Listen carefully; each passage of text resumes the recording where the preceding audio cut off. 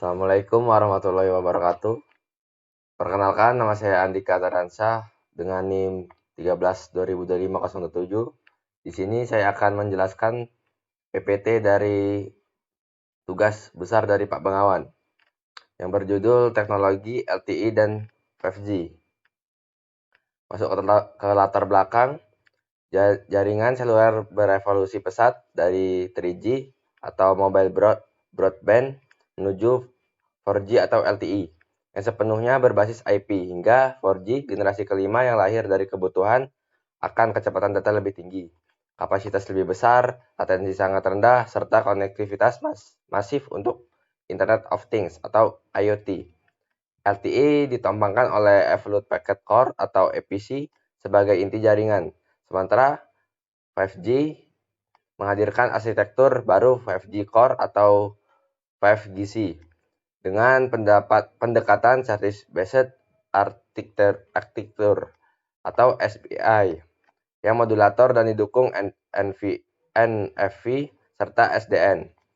Pada sisi radio akses, Massive MIMO dan beamforming menjadi kunci efisiensi spektral dan mengatasi redaman pada frekuensi MM wave.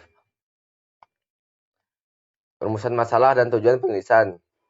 Rumusan masalahnya yaitu yang pertama, arsitektur jaringan LTE dan fungsi elemennya.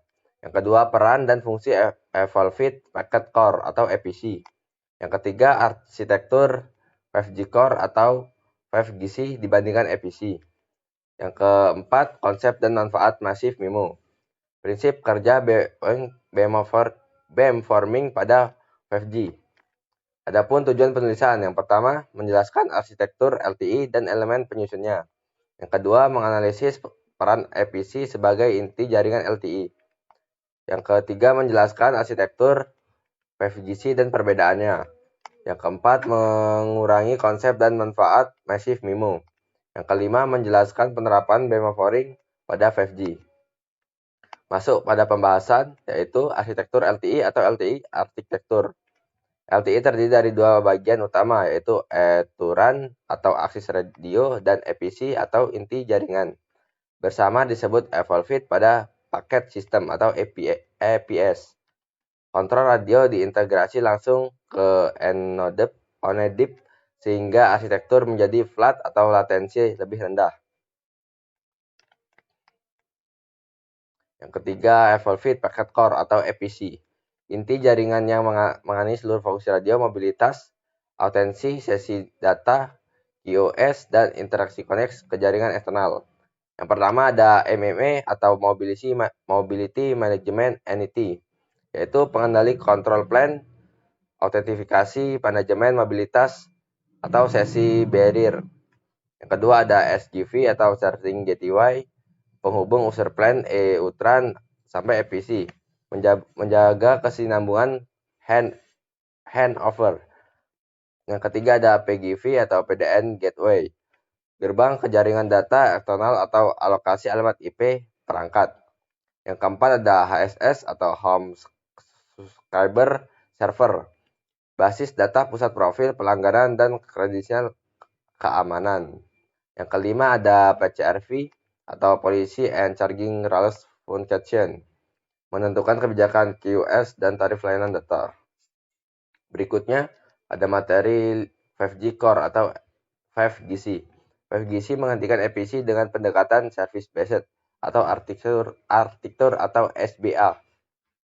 Tiap fungsi jaringan berkombinasi via API, memisahkan sepenuhnya control plane atau user plane, dan didukung NFV atau SDN untuk network slicing atau MBB, URLLC, dan MMTC. Nah, jenisnya ada yang tadi, yaitu AMF, SMF, UPF, UDM, PCF, dan NSSF. Berikutnya ada Massive MIMO. Teknologi kunci 5G. Base station dilengkapi puluhan hingga ratusan elemen antena untuk melayani banyak pengguna secara simultan pada resource, frekuensi, dan waktu yang sama. Membentuk multibeam terarah secara spesial ke tiap pengguna. Di sini ada gambarannya, bisa dilihat. Berikutnya kesimpulan. Kesimpulan yang pertama LTE atau 4G.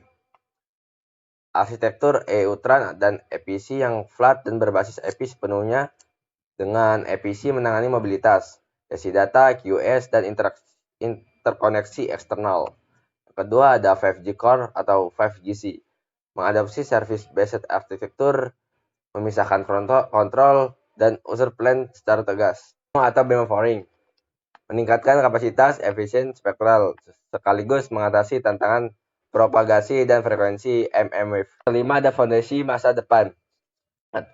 Artinya integrasi 5G dengan teknologi radio canggih menjadi dasar bagi IoT skala besar, kendaraan otonom, dan industri 4.0.